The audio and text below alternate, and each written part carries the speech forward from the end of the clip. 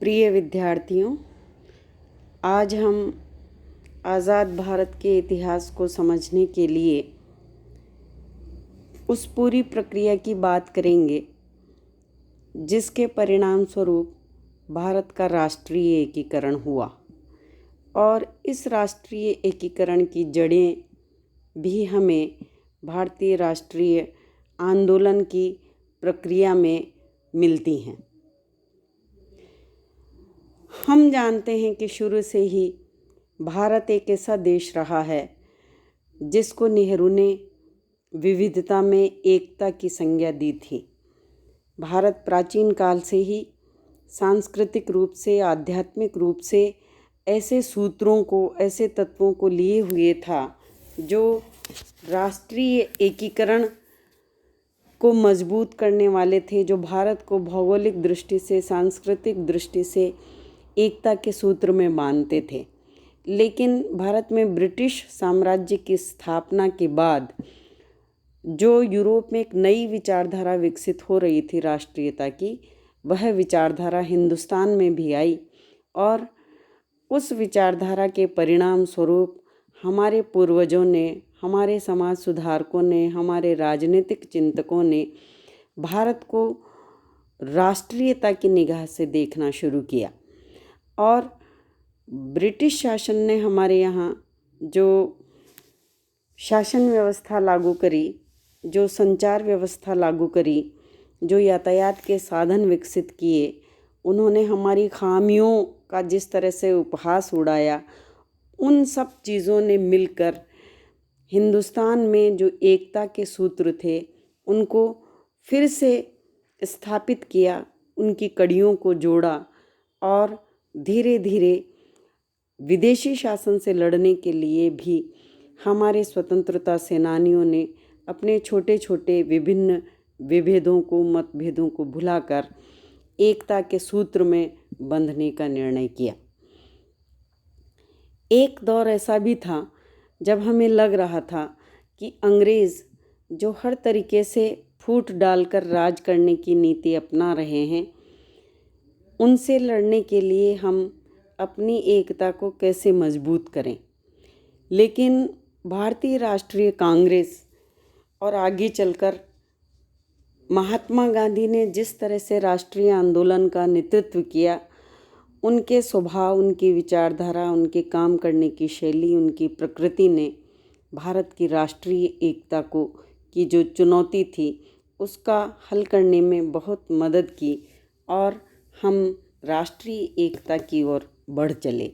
ख़ास तौर से अगर हम गांधी की बात करें तो उन्होंने जन सहभागिता को तो प्रोत्साहन दिया ही, लेकिन जन सहभागिता के लिए उन्होंने जिन परंपरागत प्रतीकों का प्रयोग किया, उन प्रतीकों ने बहुत सहजता से हमारी कम पढ़ी लिखी या अनपढ़ आम जनता को एकता के सूत्र में बांधने का बड़ा काम किया। उनकी चाहे प्रार्थनाएं हों, चाहे उनके धर्म और कर्म के सिद्धांत हो, उनकी व्याख्याएं हों, वो इतनी सहज थीं कि वे कई तरीक़ों से हमारे धर्म, हमारी संस्कृति से जनता को जोड़ती थी और उसमें एकता का बोध पैदा करती थी। इसमें कोई दो राय नहीं कि हिंदुस्तान की आज़ादी की लड़ाई के साथ साथ कई ऐसे तत्व रहे, कई ऐसे कारण रहे जिनकी वजह से सांप्रदायिकता को बढ़ावा मिला। सांप्रदायिकता का जन्म भी ब्रिटिश काल में हुआ और इसे अंग्रेज़ों ने अपने फ़ायदे के लिए बढ़ावा दिया, फूट डालो और राज करो की नीति के परिणाम स्वरूप। और उसमें कुछ निहित स्वार्थों की वजह से अंततः 1947 में जब देश आज़ाद हुआ तो उसका विभाजन भी हुआ। और विभाजन के साथ ही ब्रिटिश सर्वोच्च सत्ता के जाने से जिस तरह के प्रावधान अंग्रेज़ों ने किए थे कि जो हमारे यहाँ लगभग 562 देशी रियासतें थीं, उन्होंने छूट दे दी थी कि वे चाहें तो भारत में मिल सकती हैं, चाहें तो पाकिस्तान में मिल सकती हैं और चाहें तो वे अपना स्वतंत्र अस्तित्व भी कायम कर सकती हैं। ये एक बहुत बड़ी चुनौती थी और अगर इस चुनौती का सामना करने की सामर्थ्य हमारे नेताओं में नहीं होती तो हिंदुस्तान कई टुकड़ों में बंट सकता था। एक ऐसी बड़ी चुनौती का सामना हमारे नेताओं ने उस दौर में किया, जिसका नेतृत्व सरदार वल्लभ भाई पटेल ने किया। और उन्होंने रियासतों का न केवल एकीकरण किया, बल्कि साम दाम दंड भेद की नीति से उन्होंने हिंदुस्तान को बिखरने से बचा लिया। हिंदुस्तान आज़ाद हो गया, एकीकरण भी हो गया। रियासतों को हिंदुस्तान में रखने के लिए एक लंबा संघर्ष, कूटनीतिक संघर्ष, सब तरह का संघर्ष हमारे नेताओं ने किया।